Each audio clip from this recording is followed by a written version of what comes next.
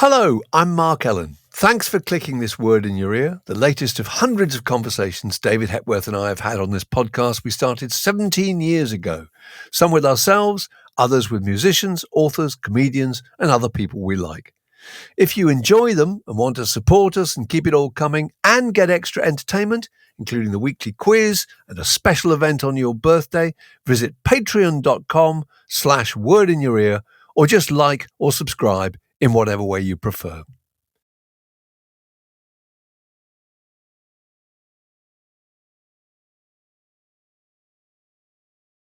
Well, welcome to this special edition where we're joined by an old pal of ours who we've talked to about his books about McLaren in the past, Malcolm McLaren, and also Barney Bubbles. And he's just published a fantastic annotated street map called David Bowie's London, which highlights various of the key locations in Bowie's story, places where he lived, where he rehearsed, where he played, where he was photographed, where he bought things, where he met people, where he hung out generally. And we're going to revisit some of those places now and hear the stories that are attached to them. Paul, it's lovely to see you. Lovely to see you guys. Now, you did this before with a street map of the Sex Pistols a few years ago. So obviously there was a really good reaction to that. Yeah, I think it's a really good way of delivering short, sharp stories which add up into a narrative. And so we produced, with Ben Olins of Herb Lester, we produced that, which was The Look of London, which was based on my book, The Look, which was all the addresses of the boutiques and places where music and fashion met. And that's still, that was 2012, and that's still available. And then we produced this, the Sex Pistols and Malcolm McLaren's London. And it's quite interesting and we produced the other ones as well, but it's quite interesting that if you concentrate on a city, and both of us are Londoners, and so we're sort of obsessed with it, the same places pop up again and again, but the information shifts across the geography. And so if you put a study together of creatives in London now, it would be all East London based, wouldn't it? Yes, yeah, it would be. None in Chelsea or Kensington or those places. But it's interesting to see the way sort of geographic shifts occur across the decades. Are you a bit of a pavement pounder yourself in London? Most Londoners are, yeah. I live in Waterloo, which is very central, so I can walk to Soho in 25 minutes. And I've always enjoyed...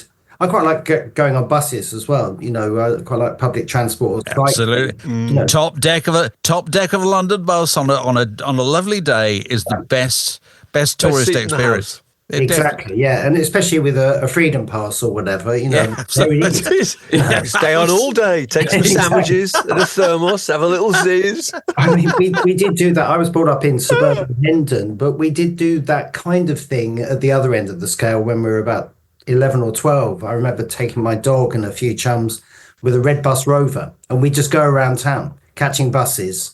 I think we were 5p or something. You can get around the whole. I love the idea of you with a dog. It's very Enid Blyton, that is. I feel the dog should be chasing a link of sausages somewhere. Yes. I remember a very pretty waitress in a cafe opposite the Sherlock Holmes Museum or whatever it was. This is early 70s. Took pity on us and bought the dog Charlie a bowl of water, and was really. And we were these scruffy urchins, you know. And then it was straight off to bite a postman's ankle. Yes, exactly. That's pretty Dennis the Menace, isn't it? So when you're looking at David Bowie, where were the kind of most? Where did his feet, travel most? Where were the areas of London that you had to concentrate on? Well, he's an interesting cove, isn't he, really, in terms of London, because he was born in Brixton, so inner city, lived there for the first 7 years of his life, and so educated there, and, was aware of life as an inner city boy. But then the family moved to Bromley, and you see him as he's growing up and entering teenagehood, gravitating towards central London, like all suburban kids do, I suppose. Right. He remains in Bromley for a very long time. And then after spells living with a couple of people we'll talk about, he goes back to Beckenham and lives there until just before he left, less than a year before he left the country as a resident forever. He establishes the arts lab in Beckenham. So there's this strange push and pull between the centre of town, where there are deals to be made, performances to be done, people to meet, and this sort of suburban existence at the same time. So describe Beckenham to me. Do you know, I don't think I've ever been. Have you never? No, I No. think I have definitely been there. It's quite leafy. It's probably the opposite of Hendon towards the south, in that it's on the very outskirts of London. I think Right. it has a London postcode. Maybe it doesn't actually. And so it's quite quiet and leafy, and you get the impression that maybe because of course, he lived in Haddon Hall as well, which was a very exciting place. You gather at the time, lots of music and fashion and, songs and performances being honed. But it's bloody miles away from everywhere. Yeah. But there is Right. this party that he holds during the first burst of Ziggy Stardust, and loads of people turn up. They hack out to almost the countryside. People like Lionel Bart are at the party, where he descends the stairs of Haddon Hall in that jumpsuit, with the hair, totally as Ziggy. But it's in Beckenham. It's a bit like the Ziggy Stardust cover, where he's in the phone box. It's such a everyday object houses this completely alien creature. Right. Well, look, you we always picked- imagine that the effect of him in Beckenham must have been so extraordinary. Didn't we talk to Susie Ronson, Dave? Didn't we, when she was a Yeah, yeah. hairdresser? And she remembers seeing him walking through Beckenham High Street, wearing a dress and a huge Right. felt hat. Or it must have had it just been an amazing sight, even more so than Soho. Yeah. just be a local eccentric, wouldn't he? So look, we've picked out a few things, which if you're looking at this on YouTube, you'll be able to look at, obviously. A few of the sites featured in your map. Some of them massively changed since the time that the events took place, and some of them not. Shall we just start with this first one? You got 98 New Bond Street. Why have we got this one here? Well, that's an interesting one because I think this is the only 9 to 5 job that he held down. He left school at 16, and his teacher, Owen Frampton, father of Peter Frampton, scored him this job as a paste-up artist at this advertising company. And I think this was just as, it's 1963, the summer, this is just as advertising becomes a very hip profession. Yeah. It's no longer fusty. It's, there's something exciting going on. And so he's sort of in at the beginning of an interesting area of the media. But he's also running bands at this time. And so his attendance isn't that great. He works there for a year, but he's got the Conrads, who are basically the school group that he had. And they're really working hard and playing that circuit of Southeast England, R&B and beat. This is 1963, so you can imagine, exactly how fertile that was at the time. And the closest I think they got to success was the gig was witnessed by Bob Knight, who was Eric Easton's assistant. Eric Easton was then managing the Rolling Stones. The co-manager, yes, he was, wasn't he? Yes. He was, yeah. And so Bob Knight likes them, suggests that they come in. David Bowie Davy Jones, as he was then, was extremely impressed that Mick Jagger drops in for a chat with Eric Easton while they're talking.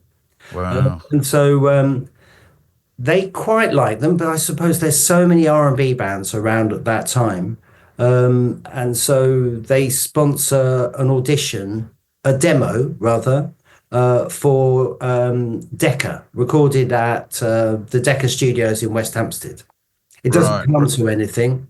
The Conrads go pop, and very quickly he moves on to this strange group. The King Bees, with his school friend George Underwood, the artist who gave him the different gave him the miscoloured eye. Yeah, over a dispute over a girl, I think. And they hook up with John Bloom, who was a big power at the time, wasn't he? He's probably forgotten now. Oh, the washing machine magnate. Exactly. Is that right? Wow. Oh, Exactly. we're back into Christine Keeler's 60s here, I think. Oh yeah, totally. There's that whole sort of background, almost subterranean. But John Yeah. Bloom was a media figure, wasn't he? He was a Oh, known quantity, yeah, yeah. and Yeah. he sponsored bands. I think he's characterized in Stardust, isn't he? Or that'll Oh, is be it? one of Oh, those. probably. Oh, that's, I didn't But know John that. Bloom says, "Yeah, I'm not sure. I'm a bit busy with my washing machines and my 1,000 groups that I'm putting money into." So he introduces him to Leslie Conn, who's another big wheel in publishing and management. And Leslie Conn is really interested in him and the band. They're quite good, the lower third. And so they record and release Liza Jane. So we've got I've got another location here, which is pretty much the same as it was back in the day, which is the 100 Club.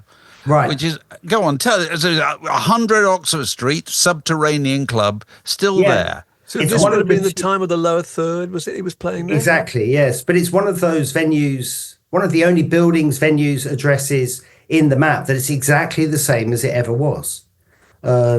Smelling of Chinese food as well, I imagine, still. Yes, but it never goes away. Yeah. And also those bloody awful pillars that get in the way when you're Which trying you can't to see. walk back. Exactly. It's a weird shape, isn't it? It's wider than it is Yeah, long. Very odd. it's kind of very odd, but Yeah. and it has survived, which is incredible. It is really. And so he plays there a couple of times in the early days, as every other band on that scuffling circuit did. But it's interesting that he plays with the lower third for Radio Caroline specials live and also for Radio Luxembourg. And that sort of invokes that era when those, long forgotten They media. mattered Yes. immensely, those things. They It's were the only so way you important. yeah, definitely. Yeah. Radio Luxembourg used to listen with it under your pillow, and if you could hear anything through the static and the Right.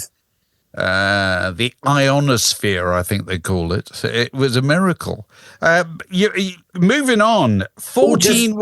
Go on, carry on. Just before we move on, there is an interesting, quite funny thing. A lot of this era of Bowie's career coincides with what Nick Lowe once told me was it was kind of the end of showbiz. And so I think Nick started a few years later, but Kippington Lodge were, he said, sometimes on the same bill as sort of chicken in the basket circuit. Yeah, no, I bet. And so he's interviewed at the Friday Spectacular of Radio Luxembourg by Shaw Taylor, later to present Police 5. Police 5, absolutely. Oh, God.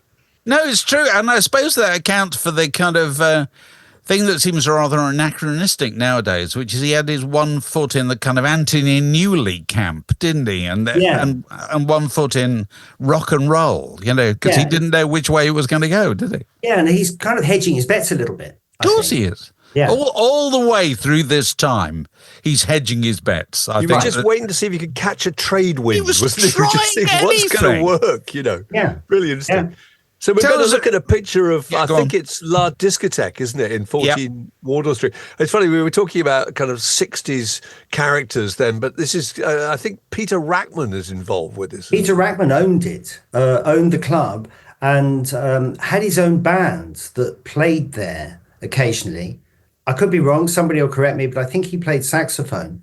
And this has popped up before in terms of other stories. And so Malcolm McLaren told me that he would go there. And I think a lot of younger, advanced kids would go to these places. And so he'd go there in 1962, 1963, when he was 15, 16. But by 1965, there's a band called the Lower Third, who are another R&B band. We just talked about them. And they've got a Saturday night residency there. And they were originally called Oliver Twist and the Lower Third. Oh, wow. I don't know my Dickens that well, but I can't connect the two. No, I don't think they belong together at all. But it's and so they're looking for a singer, and so another address which is going to come up in a minute. Bowie is in the Gioconda, which is the coffee bar, not coffee shop, coffee bar in Denmark Street. And here's the lower third is auditioning at La Discothèque in 1965. And so he nips down there again, ever hustling, looking for an opportunity, quite right as well. And he encounters his old mate, or he knows him pretty well by that time, Steve Marriott, who's also auditioning for the lower third. But they prefer Bowie, and so they go with him. And I think that's really where musically you start to see his career take off and his songwriting take off. He fell out with the Comrades earlier because of billing. He wrote the B-side, which was the first released track of his, but they were called Davy Jones and the Comrades, but then it was released just as the Comrades. But here, even though he's auditioning for this ready-made group, as it were, he kind of takes it over and it becomes his own. And, they record, compositions like Can't Help Thinking About Me, which I think is a really great song to this day. Doesn't take... He was nakedly ambitious and quite happy to put himself forward. He wasn't relying on anybody else to do it for him. No, not at all. He's on his own. After that year at Rehearsed, where he left after a flaming row, his dad agrees to support him. And I think it pays dividends in a way because rather than sit around smoking fags and drinking tea, you see that every day. And I was very honored actually to edit this book any day now, which is about his life from 1947 to 74. It's virtually every day of his life. It's a fascinating book. It really is. And, we sent him a copy and the message came back, thank you for telling me where I was and what I was doing on any given day. Oh. But he was very, very active, wasn't he? Very active. Working away. And so he's kind of honoring his dad's investment in him in a way. Yeah, yeah. I'm looking at a picture now of, which pretty much looks the same nowadays, which is number 4 Denmark Street in the heart, it's Timpan Alley, in the heart of London's music publishing area. Regent Sounds, what was he doing there? Well, this was a recording studio which had been used to record the first Stones album. Is that 63? I think it's 63. I think it comes out at 64, but anyway, go on. Yeah. And so that was recorded very quickly, wasn't it? It's a great album. Oh, in a day, they always claim. Yeah. Right. But you can kind of hear that as well. I mean, it's kind brilliant of energy, isn't it? Yeah. It's really great. And other people have recorded there as well. Yeah. So he records demos there with he records early tracks there with the Manish Boys. It doesn't take either, but it's part of his development that he's also connected to the industry and he's in the center of it. That idea that he's not resting on his laurels in the suburbs. He's there virtually every day, working at the places where the Stones have worked. Later on, he connects with Shel Talmy. We'll talk about him. He's a figure to be recognized as part. He's networking like crazy, isn't he? Yeah, absolutely. That's what we call it. And I could probably miss out the picture of the Gioconda, I think, because we've just talked about it. But we could go on to the 79A Warwick Square, which is an amazing story because it was the place where Ralph Horton, briefly his manager, lived. Yes, exactly. Ralph Horton enters the scene as the lower third are still going, but they're not taking. The single doesn't take. Ralph Horton was a roadie, as far as I can tell, was a road manager, as he was called then, for the Moody Blues. Came out of Birmingham, slightly older, probably early 20s. By this time, Bowie's 18. And he lived at this address in Warwick Square with his partner, Kenny, in an openly gay relationship. And this is a year before the liberalisation of the laws pertaining to consenting adults. And it's quite an extraordinary and brief appearance because Ralph Horton's first thing is to go and see Ken Pitt, who'd been on the scene and the fringes of showbiz and the music business since the mid-50s. And so it was a kind of eminence grise of the time. And Ken Pitt had just returned from a trip to America. He had many associations there. And he'd heard about this TV program in development, The Monkees, where one of the lead roles was taken by Davy Jones. And so he said, well, I don't know about the band, but you've got to change the bloke's name, the singer's name, because, this show is coming and he's just going to be obliterated. And so it's under Horton's watch that he chooses Bowie as his surname, as his new identity. And then Horton negotiates a promotional a tour with the promotional wing of the Marquee Club. And so gets him onto that next stage, which provides him with a residency and his own kind of show. The lower third is beginning to be dropped behind, and he's becoming David Bowie. He is David Bowie at this point, which is obviously the key point, because he would never have happened had he been continued to be called Davy Jones. Is that surely? Probably even without Davy Jones of the Monkees. Absolutely. Absolutely. There's something about that identity that really fits him, and he slips into it like a sort of, very comfortable pair of jeans or something. But interesting. Ralph Horton, going back to him for a second, he's sort of completely disappeared, hasn't he? I mean, exactly. Why do we know nothing about what happened to him? You asked me because we worked on Any Day Now for a year, having Kevin Can, the author, having compiled 300,000 words. And so I edited it with him, and we kind of had to boil it down a bit. And it's really beautifully researched. And he could find no trace through his network of Bowie files and Bowie connected people. And independently, I've tried to find more as well. But he disappears at the age of 25 or 26 in 1966 because Ken Pitt then re-enters the picture, presumably because Bowie and he had that connection, and just disappears. Never heard of again, which is really strange, isn't it? Because it is really strange. In this day and age, it's very unusual. Because normally people are only too happy to step back into the limelight, aren't they? Without me, this would never happen. Well, there is that as well, the Hermione Farthingale. I mean, one of the things we also mention is the importance of women in David Bowie's life and career. But Hermione Farthingale, who maybe we'll talk about later, was part of his trio Feathers, also Turquoise. Letter to Hermione. Yeah, exactly. One of the most beautiful songs he wrote, I think. When Any Day Now came out, she wasn't interested. But eventually, Kevin, I think, talked to her and she said, yeah, look, I do want to talk about him. And of course, in later, he was wearing that Song of Norway T-shirt. That's right. The message, just before he died, he had that message to her, didn't he? Yeah, and so that's the film that she left him for to film. And but I think it's, in a way, it's perfectly justified. I mean, everybody in his drum stall writes a biography now, but actually somebody like Hermione Farthingale is, like Ralph Horton, like several other people in the story, are really fascinating. And I think justified in saying, yeah, that was me.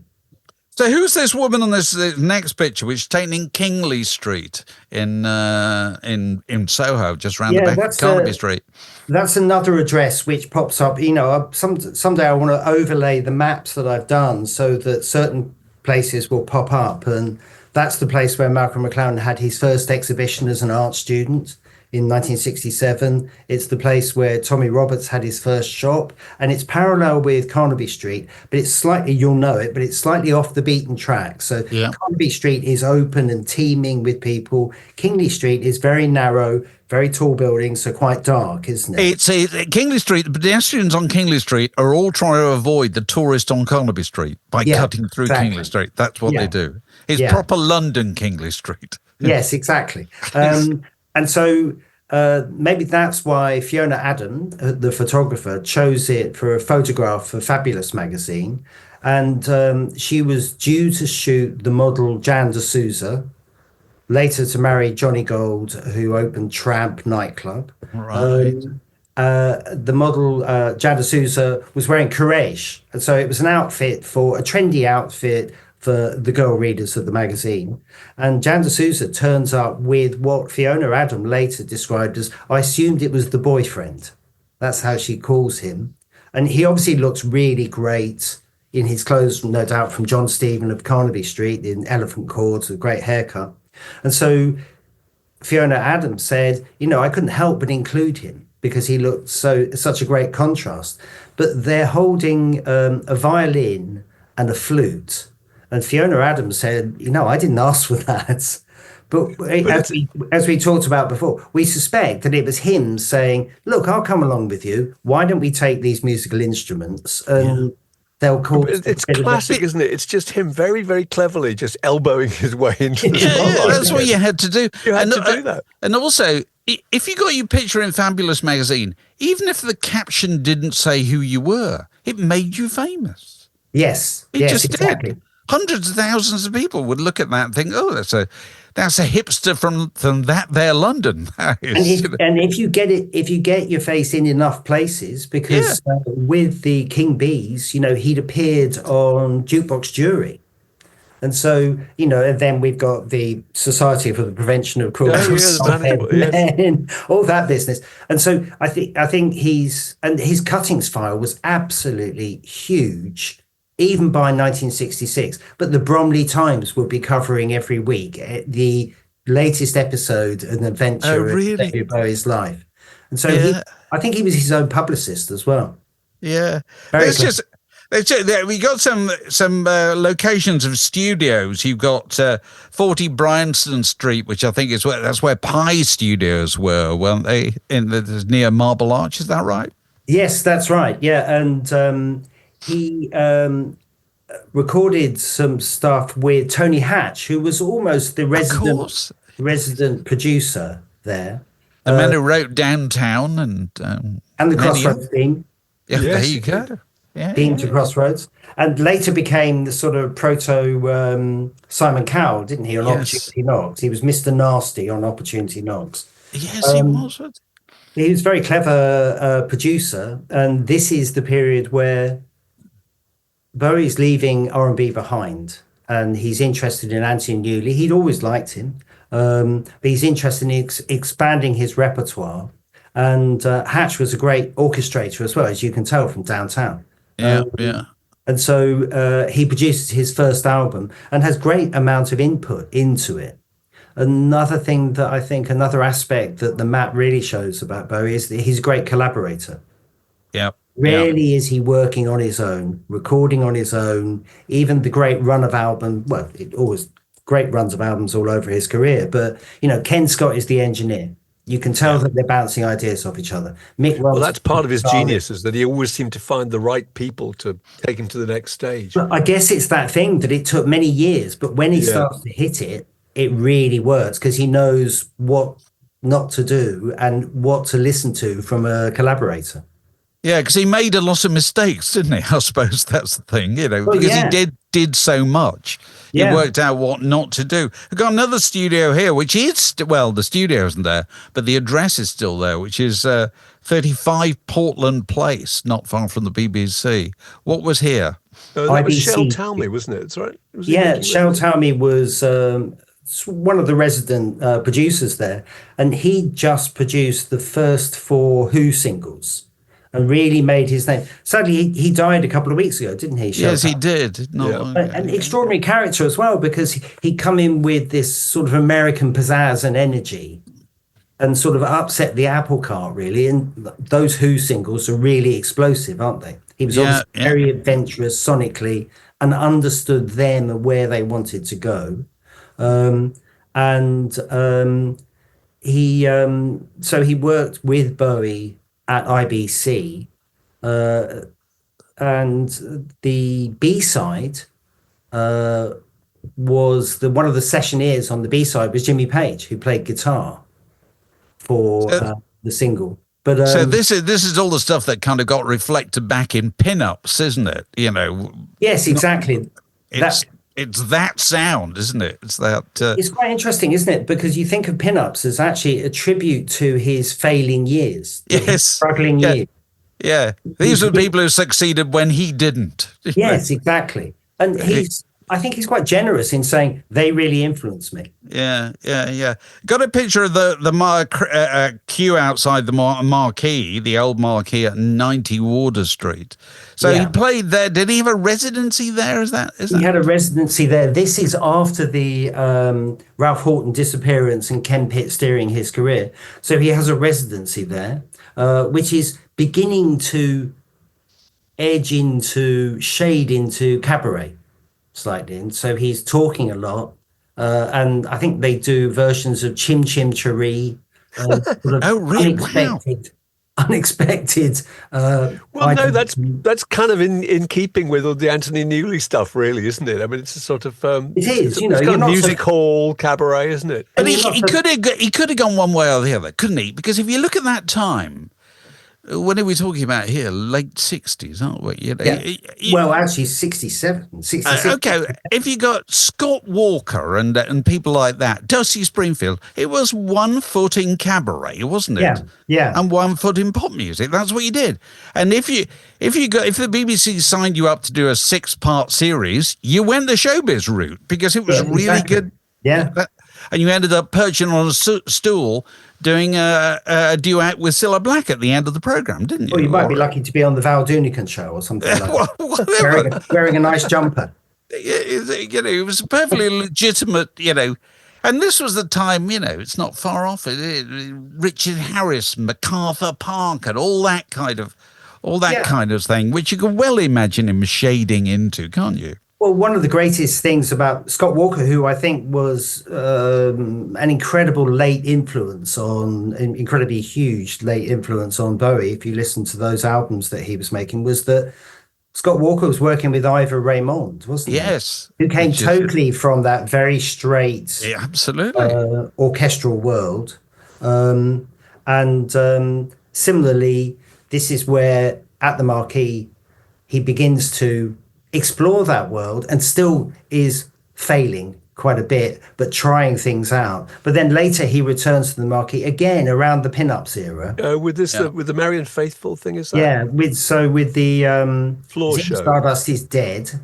He's been at the height of his fame after struggling for all those years. And so he returns to the Marquee to record over 3 days for the Midnight Special, the American late night rock show, and stages this extravaganza with Lindsay Kemp, various contributors, Amanda Lear, and Marian Faithfull, who looks to be dressed in a sort of quasi nun's outfit. She always said it wasn't a nun's outfit.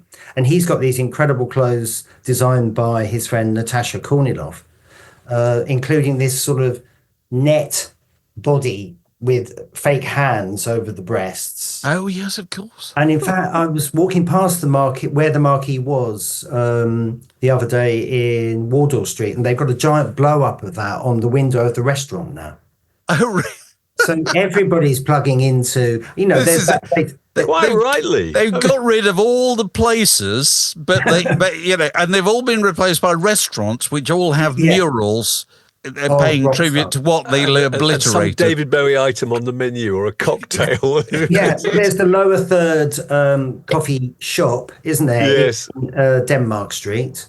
But yeah, there's also Johnny Rotten on the window of this restaurant. So because obviously they recorded God Save the Queen there. But it's interesting to see Bowie is usually our maps are about more obscure places, but there's quite a few blue plaques now, or plaques of some kind. Right, we'll get on to Heddon Street in a moment, which is there a plaque on St Anne's Court, which is the cut through between Wardour Street and Dean Street, is it? That little narrow alleyway. Yeah, there is one there because, of course, that was Trident Studios, where he recorded the great run of albums, bits of Man Who Sold the World, and then fully Hunky Dory successively, and then to Aladdin Sane, and then returned there to mix pin-ups. And so what's that, a 3-4 year spread of one of the greatest runs in rock and roll music. And everybody was making, equally successful records there at the time. Elton John was using it, and there was something about the piano, wasn't there? The piano, which is particularly showcased on Harry Nilsson's Without You. Right. They always say the piano had magical properties in it. So it's the same piano that I'm always rather intrigued by. It's the same piano that Rick Wakeman plays on Life on Mars, isn't it? Yeah. And he also plays, when you hear that run at the beginning of T-Rex's Get It On, that's Rick Wakeman playing the same piano. Right. Totally different sound. They have a certain sound, don't they? People say that about what's known as the Lady Madonna piano at Abbey Road. It has a particular sound that you know is from that record.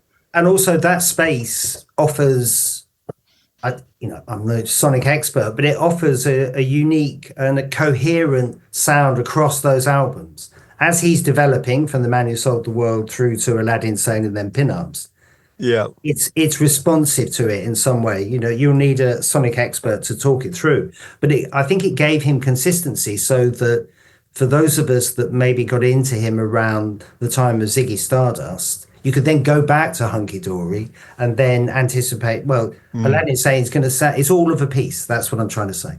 Very clever. We should mention Charing Cross, shouldn't we, Dave? Because Charing Cross Station, if you had the map, it'd be worth going there and drinking in the fact that that's where he met Vince Taylor, I think it was. Wearing, I think, robes and sandals. Well, I think he used to wear that on stage. I'm unsure exactly what he was wearing during that encounter, but of course they crossed paths at the Gioconda. Everyone seems to have been there at this time. But Vince Taylor, whose name was Brian, I can't remember his surname now, but he adopted an American accent.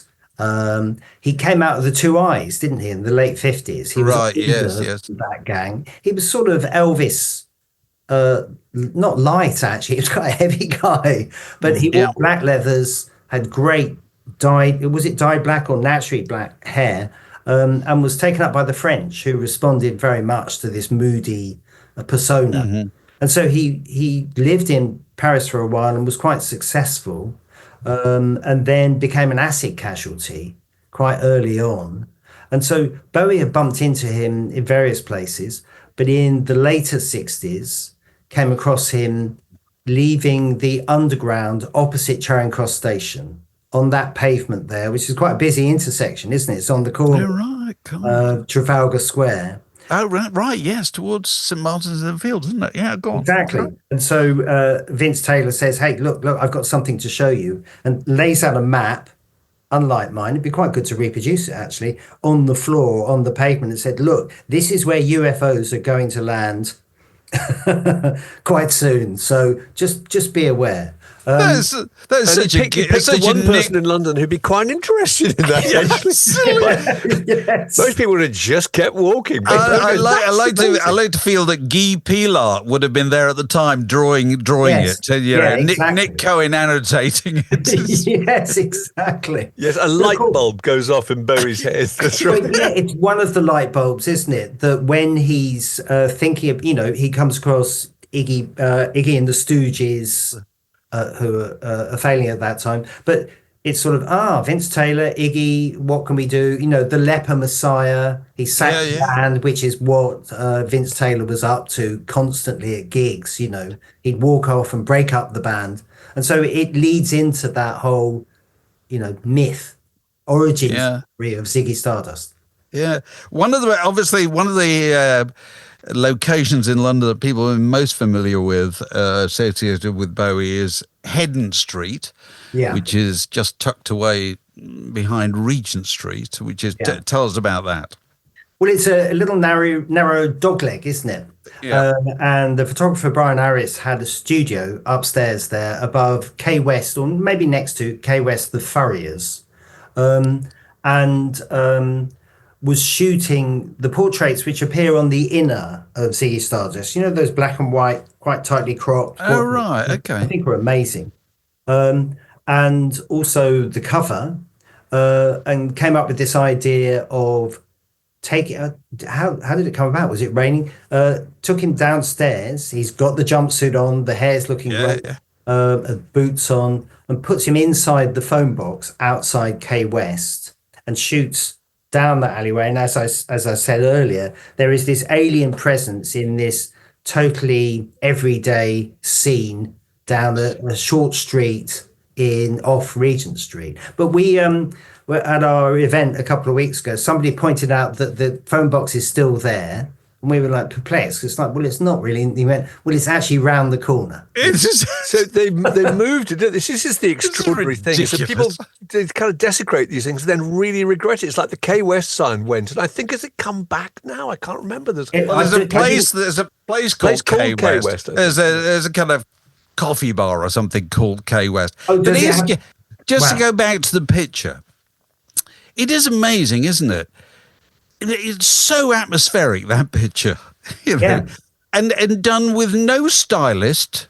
Nobody No. went there and art directed it, did they? And- He just thought, that's what it looks like. Go and stand there. And there was a brilliant idea to have it colorized, to have it touched up, I suppose you'd call it in those days, Photoshop now. And so that adds dimension to it, doesn't it? Yes. That adds to the strangeness of the image. It's not a bloke in a phone box in London Street. Imagine pitching that as the cover of an album. But also, I haven't got it in front of me, but if I remember correctly, there's a load of rubbish waiting to be collected, isn't there? Such as there would be outside any West End business. Yeah, exactly. On a Tuesday night, wet Tuesday night. In February. Absolutely. It's such a London feeling, isn't it? And also, the phone box is still, even now, is still a hugely powerful symbol to people who visit London from all over the world, isn't it? I know. They're all going to have their pictures taken in phone boxes that don't work because nobody uses them.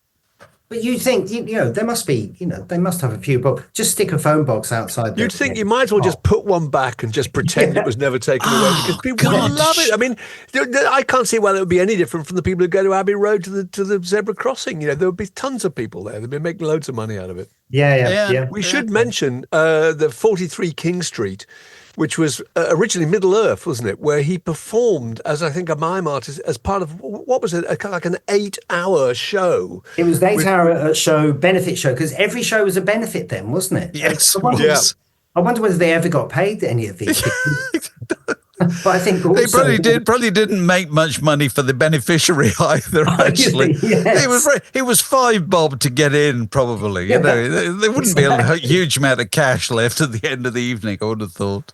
And so who was on the bill? Can you remember? Tyrannosaurus Rex, I think. Yeah, I've got it here, so I'm going to have to read from go on, no, read out. It was a benefit for Mus Murray's Gandalf's Garden. Gandalf's Garden, which was the first head shop in England. And it was over in Dartry Terrace in World's End, Chelsea.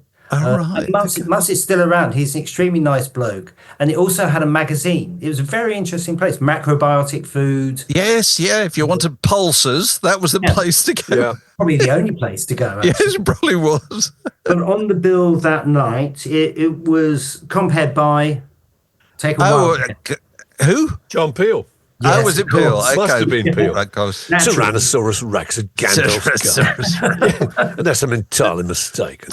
Well, you should read this in his voice, actually. Junior's Eyes, Ginger Johnson, Hap Sash and the Coloured Coat. Yes, Hap Sash and the Coloured Coat. Featuring Mike Batt for trivia fans. Go on, carry on. Edgar Broughton Band. Of course, without whom no benefit could take place in the UK. Now we've started. We're hoping to levitate 43 King Street, right? Yeah. Out demons out. Out demons out. Christopher Logue, the great poet. Oh, of course. Exploding Galaxy. All right. Any ideas? I don't know. There was always some act which had the word exploding in the title. I seem to remember for a period of about 4 years. Go on. Mandala Jazz Group, Third Year Band, Flame, Tires, and Tales of Justine. Wow. And in the middle of all this, Bowie comes on and does a mime act. If you're sandwiched between, Edgar Broughton and the Exploding Galaxy, it'd be possible to be just completely ignored, I would have thought. Yeah, it was 20 minutes. 20 minutes of mime. Mark Bolan apparently insisted that he didn't sing. I think a rivalry was already between them. Oh, that's so funny, isn't it? And so he performed to backing tapes and also Tony Visconti, who's on the scene now, playing a stringed instrument that he bought in Portobello Road, a Moroccan stringed instrument. And it was about, this is what Jeff Texter told us. His soundtrack featured ritualistic Tibetan music, gongs, cymbals, drums, tape voices, and dialogue. And so this went on for 20 minutes. It must have felt like a couple of hours. God. But it was about the flight of the Tibetans from the East, in the face of Chinese oppression. And of course, this was his Buddhism face as well. So, it was all of a piece. God, he's so... It's so people talk about the richness of his career. It's the pre-career that's really rich, isn't it? But this is so far from working with Tony Hatch. Absolutely. Yeah. It's a gig. I'll try anything. Yeah. I want to just zip ahead to the real transformation, which in which the gowns play such a major part. Right. You're going to address here 17 Clifford Street. Whereabouts is that? And Well, what's the story with that? It's adjacent to Savile Row, and it was opened by this character, Michael Fish, as Mr. Fish, as an upmarket menswear outlet, bespoke, ready to wear, and made to measure, which subverted the ideas of clothing for men at that point. And so Mr. Fish was famous, first of all, and also this stuff was absolute fodder for the national media, wasn't it? It was huge. And so he created a wide tie called the kipper tie. So that, Everyone's now, ties I were want like to ask, that. so is it called the kipper tie because of Mr. Fish? Yes. Wow! I don't think I'd ever made that I association. didn't know that. Yeah. I didn't Yeah. know that. That's brilliant. Whether it's true or not, I intend to adopt it. Yeah. Yeah, please do. And so this caused a national sensation. You know, just widening a tie at that point was enough to get the front How page of dare the they? Daily Express. But to be The world is honest, falling apart. it still kind of is, isn't it? Yeah. You know what I mean? Yeah. Even 50 years later, more than. You know Yeah. what I mean? If somebody were to turn up reading the news wearing a wide floral tie, Right. there would be questions in the There'd be house. questions in wouldn't the there? house, wouldn't there? Yes, There'd exactly. be an outcry on social media. They'd be taken off and sacked. But this was very clever of Michael Fish because he was sponsored by, he'd worked for other tailors, you know, he's a proper tailor, but he was sponsored by Barry Sainsbury, scion of the grocery family. Okay. So had deep pockets behind him. And he continued, Kipper Tie was slightly earlier, but he continued investigating other ways of dressing men, including coming up with man dresses, or as you say, gowns for men. Which is still pretty extraordinary 50 years later. It's just about accepted now. Is it? We have a friend who wears dresses all the time, but they're man dresses. They're made for men. Right. Right. Probably that reflects my social circle. Well, you see, there was a briefly, it must be 20 years ago now, there was what I still regard as the great sarong scare. Oh, Do you yeah. remember? David Beckham. Very much David the forefront. Beckham, people I knew, you know, for about 6 months Oh, it yeah. went on, Yeah. but nobody talks about it any longer. So No, it was a brief period of mine as well. it was a dead end. It didn't end well. No, it didn't work out. John Stephen had come up with man skirts a couple of years earlier. John Stephen, for those who don't know, was the £1 Million mod. He was a Glaswegian who established the place in Carnaby Street when it was a backwater, ended up having 15, 20 stores. Lord John, yes? Is that right? Lord John was somebody else. Everyone Was else- it really? Sorry. That was Warren Gold. But he used to swan around town in a white roller with a matching white Alsatian.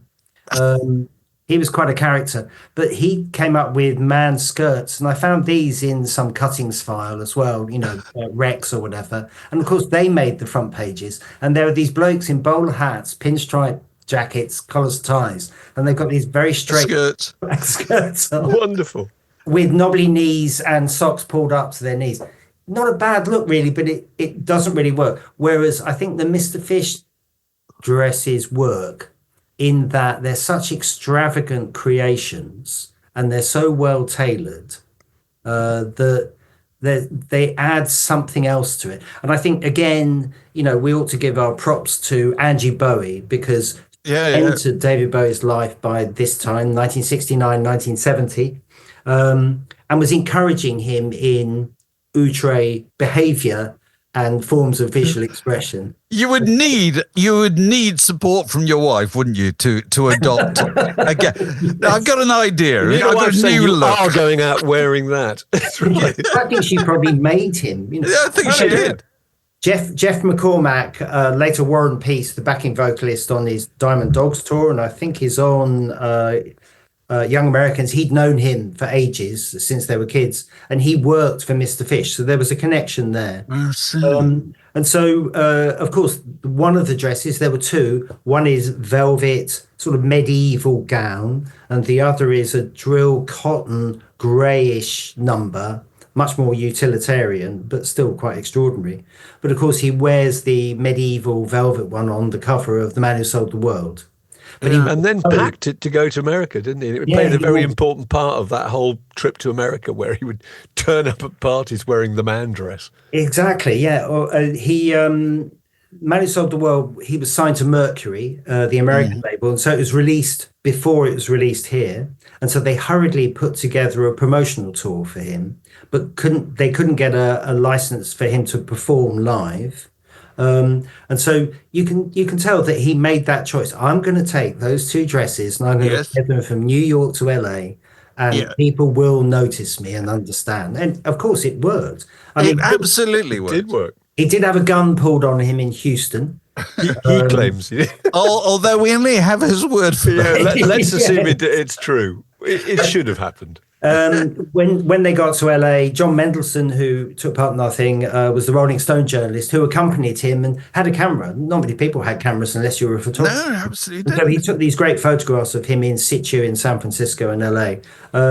But they were refused entry to a restaurant in LA because he was wearing the dress. And of course, that would be enormously satisfying, wouldn't it?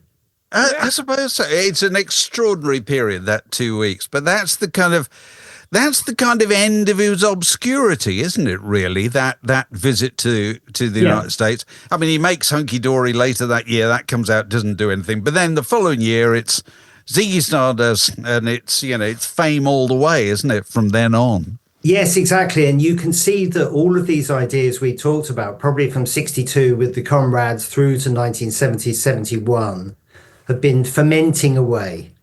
So he came back from this promotional tour of America in March, I think, 1971, but he's already using the ideas that he picked up during those extraordinary 2 weeks. He wrote Better Hang On to Yourself or Hang On to Yourself while he was on the road there. He'd come up with the idea of Ziggy Stardust, which he'd mentioned to a couple of people. And in fact, what we see is all of the attempts at creative expression that he'd made from 62, when we really started this conversation with the Comrades, right through to 1970, 71. He's able to pick up on what's going to work, what's not, what surprising juxtapositions to use, in what ways he can best serve his creative expression. And so he becomes really a proper full-blown musician who's producing unique work. Before that, you could always tell the joins, couldn't you? Anthony Newley here, Easy Kemp there, whatever. Now it's Bowie. And also just going off all those different directions. So the map really focuses on what I suppose it's about mid-60s, isn't it?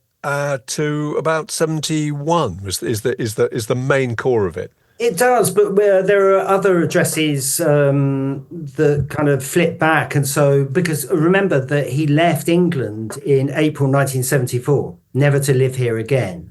But of course he played here, and so we express all those. But there's one interesting, one is the WAG Club, also in Wardour Street, where he never played it when it was the Whiskey A Go-Go. But in 1984, he performed Jazzin' for Blue Jean for MTV, a special live performance for them. It's on YouTube and it's a really great performance. But the WAG is one of the places that came out of New Romantic. And if we think about his engagement with the New Romantics and the Blitz Kids, some of whom appear in the Ashes to Ashes. Strange and Ashes to Ashes, yeah. But they're coming out of post-punk and heading in a different direction. And he's really the fairy godmother of New Romantic. And then he kind of serves it back to them with Let's Dance.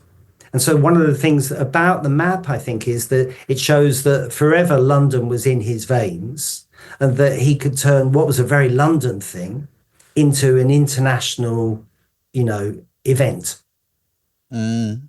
As I'm sure it's true about all kinds of people, isn't it? It's their formative years that continue to inform their music years Yeah. later. The Beatles, Bob Dylan, you'd find the same thing, I'm sure. That. Yes, exactly. And in the early noughties, he was returning to the early years. He was re-recording versions, Can't Help Yeah, Thinking About Me and stuff like that. But I guess that's part of the artistic process, isn't it? You constantly yeah. revise and revive. Yeah, yeah, yeah.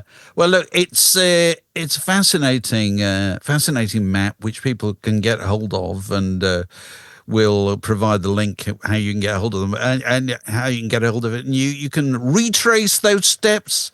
This summer if you're coming to London or if you happen to Exactly. There live you here, are. there you are, Paul All Gorman. exploring. There you are, and hold it up, Paul. What's it called? David Bowie's London. Published by Herb Lester Associates. Okay, annotated by Paul Gorman. Paul, it's It's been extremely good. very That's been nice. fun, Paul. Thanks so much.